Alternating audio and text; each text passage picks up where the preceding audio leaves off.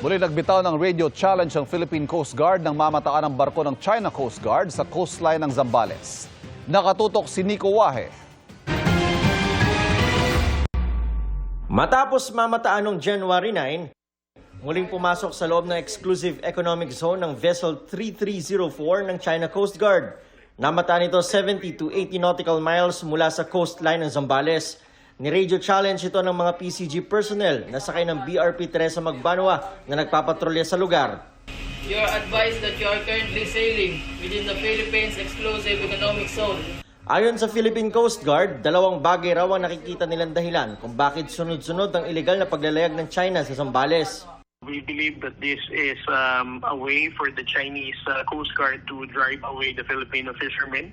They wanted to break the confidence ng ating mga kababayan dahil alam naman natin na kapag mas maraming civilian na mangingisdang Pilipino na pumupunta dito sa West Philippine Sea, it is actually a headache for the Chinese government. Pangalawa, gusto raw i-normalize at i-legitimize ng China ang kanilang deployment sa bahagi ng karagatan ng Zambales. So they wanted to make it appear na parang this is the new normal. This is an altered status quo.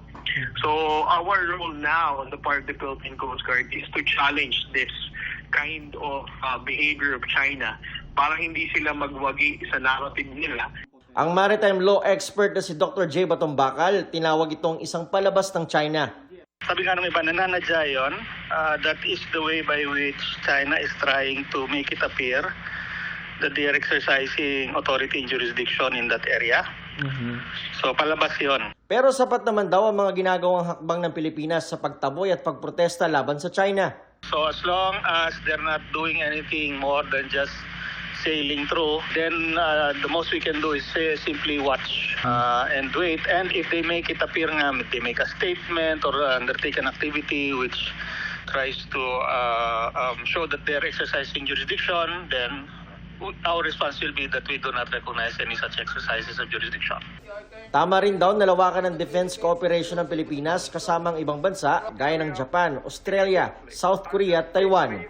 Wala pang bagong sagot dito ang Chinese Embassy. Para sa GMA Integrated News, Nico Wahe, nakatutok 24 oras.